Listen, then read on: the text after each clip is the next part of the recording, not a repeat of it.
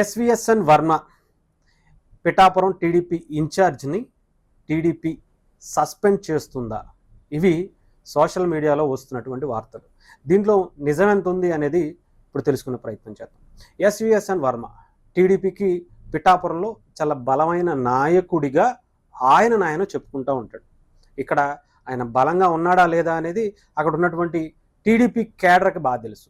వర్మ గారి అనుచరులకు కాదు అనేది చాలామందికి అక్కడ ఉన్నటువంటి పరిస్థితుల గురించి అవగాహన ఉన్నటువంటి ఏ వ్యక్తులకైనా సరే వర్మ గారి ప్రభావం టీడీపీ వర్మ గారిని సపరేట్గానే చూడాలి. ఆయన టీడీపీని భుజాన వేసుకునే ప్రయత్నం ఎప్పుడూ చేస్తూనే ఉంటారు, కానీ టీడీపీకి సంబంధించినటువంటి వ్యక్తులను ఎప్పుడూ కూడా ఆయన ఎమ్మెల్యేగా ఉన్నప్పుడు కానీ ఆ తర్వాత బయటకు వచ్చేసిన తర్వాత కూడా కానీ ఎమ్మెల్యేగా లేకపోయినా కూడా కానీ ఎప్పుడు కూడా వాళ్ళకంటూ ఒక మంచి హోదా ఇచ్చి వాళ్ళకంటూ ఒక మంచి బాధ్యతలు ఇచ్చి కూర్చోబెట్టింది అయితే లేదు అనేది వాస్తవంగానే అక్కడ ఉన్నటువంటి చాలామంది హార్డ్ కోర్ టీడీపీ అభిమానులు, కార్యకర్తలు, నాయకులు మాట్లాడుకుంటున్నటువంటి మాటలే. ఇది గతంలో చాలాసార్లు టీడీపీకి సంబంధించి చెప్పినప్పటికీ కూడా అక్కడ టీడీపీకి ఒక బలమైన నాయకుడు లేకపోవటం ఎవరు కూడా. ఇంకొకటి ఏంటంటే వర్మ గారు ఇక్కడ బాగా చేస్తుంది, ఎవరిని కూడా ఎదగనివ్వకపోవటం. టీడీపీకి సంబంధించినటువంటి అనేక మంది నాయకుల్లో ఎవరిని కూడా వర్మ గారి దరిదాపుల్లో కూడా రానివ్వకుండా, అంటే ఎదుగుదలలో లేకుండా ఆయన ఒక పక్కా ప్రణాళికబద్ధంగానే ఆయన అందరినీ అణిచివేసుకుంటూ కింద స్థాయి కేడర్గానే ఉంచుకోవడం అనేది వర్మ గారి స్పెషాలిటీ అనుకోవాలి. ఇక ఆయన అంత బలమైనటువంటి నాయకుడు అయితే కనుక 2009లోనే ఆయన చాలా ఈజీగా గెలిచేవారు, కానీ అక్కడ ఆయన గెలవలేకపోయారు. సరే 2014కి వచ్చేటప్పటికి ఆయనకి అన్ని రకాలుగా కలిసి వచ్చాయనే అనుకోవాలి. ఇండిపెండెంట్గా నుంచోవటం, అక్కడ అపోజిషన్గా ఉన్నటువంటి ఏ వ్యక్తి కూడా చాలా బలహీనంగా ఉండటం, 2019కి వచ్చేటప్పటికి మళ్ళీ ఆయన డొల్లతనం బయటపడి ఆయన ఓడిపోవటం, ఇవన్నీ కూడా చూడొచ్చు.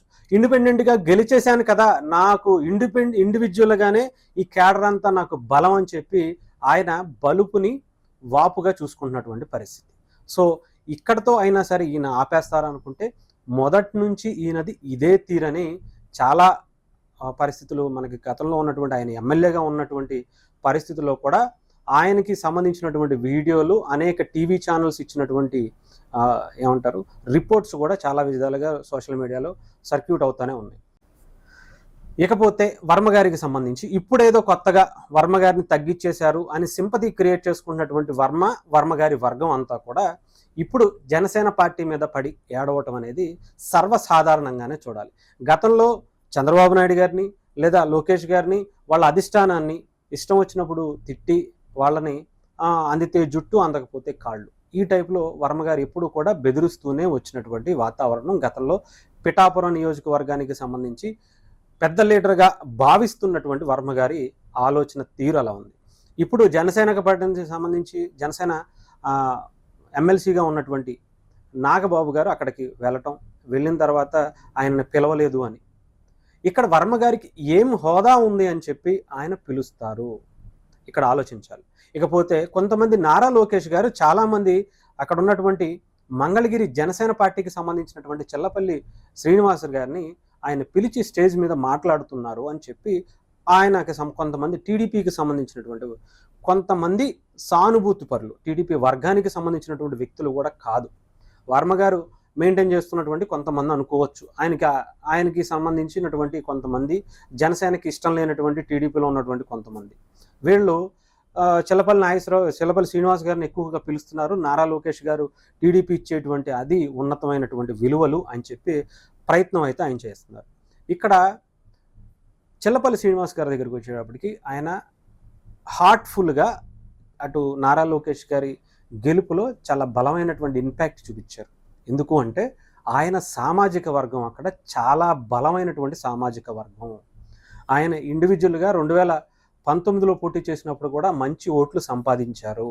అంతేకాకుండా హార్ట్ఫుల్గా ఇంటింటికి తిరిగి నారా లోకేష్ గారిని గెలిపించాలి, ఇక్కడ మంగళగిరిలో ఆయనకి భవిష్యత్తులో అవకాశం ఉండదు అని తెలిసినా కూడా ఇక్కడ ఎటువంటి పరిస్థితులు ఆయనకి అనుకూలించు, ఎమ్మెల్యేగా పోటీ చేసే పరిస్థితులు లేవు అని తెలిసి కూడా ఆయన ఇంటింటికి తిరిగి నారా లోకేష్ గారి గెలుపుకి పనిచేసినటువంటి వ్యక్తి.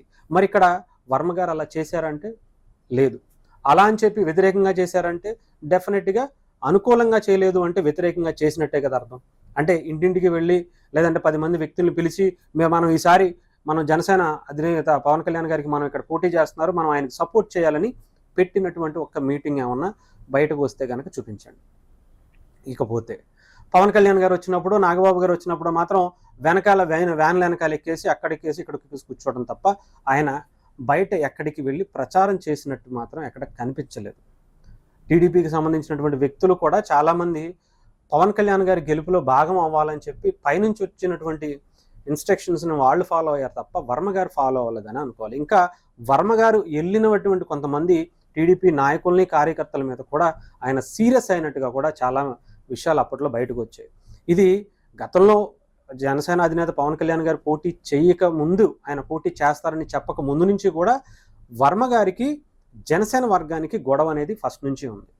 ఎందుకనే ఇది భావించినటువంటి టీడీపీ అధిష్టానం ఆయనని కంపల్సరిగా అక్కడి నుంచి తప్పించాలనే యోచనలో ఉన్నట్టుగా తెలుస్తుంది. దానికి తగ్గట్టుగానే ఆయన కూడా వైకాపాతో, వైసీపీ అధినేత జగన్మోహన్ రెడ్డి గారితో లోకాపరి ఒప్పందాలు అయితే చేసుకున్నట్టుగా కూడా సమాచారాలు అందుతున్నాయి. ఆయన కలిసి మాట్లాడారు.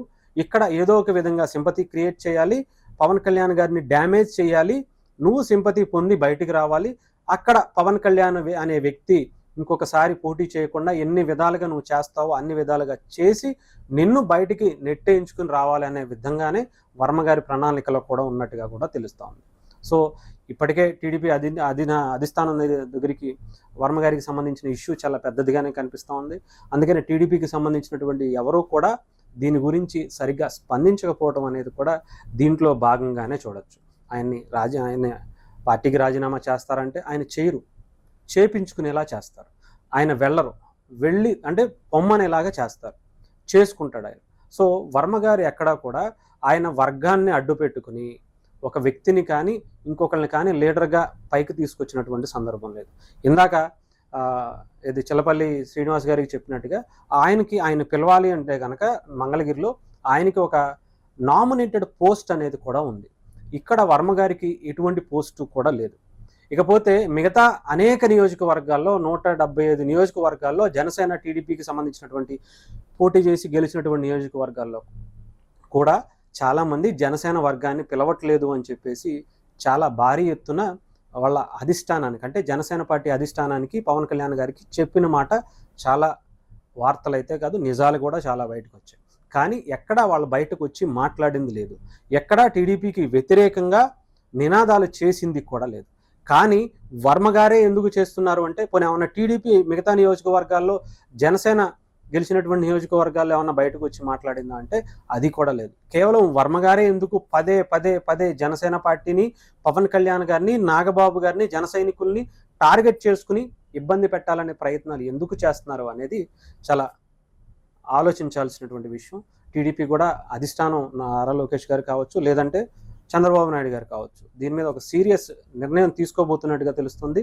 కూటమి బలంగా ఉండాలి అంటే వర్మను తప్పిస్తే తప్ప బలంగా ఉండేటువంటి పరిస్థితులు లేవు అని గ్రహిస్తే డెఫినెట్గా వర్మని తీసి కూరలో కరివేపాకు తీసి పక్కన పడేయాల్సినటువంటి పరిస్థితి అయితే ఉంది. ఎందుకంటే పుండు ఏదైనా సరే చిన్నగా ఉన్నప్పుడే దానికి ట్రీట్మెంట్ ఇవ్వాలి.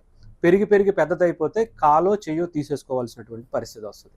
అలాంటిదే ఇప్పుడు వర్మ ఒక చిన్న పుండుగానే కనిపిస్తున్నాడు. కానీ వర్మ వదిలేస్తే పక్క నియోజకవర్గాలకి, పక్క కాన్స్టిట్యున్సీలకి అన్నిటికీ కూడా ఈ బురదను అంటించి వాళ్ళని కూడా నాశనం చేసేటువంటి కార్యక్రమం వర్మ గారు వాళ్ళని కూడా రెచ్చగొట్టే ప్రయత్నం చేస్తారని భావిస్తున్నారు.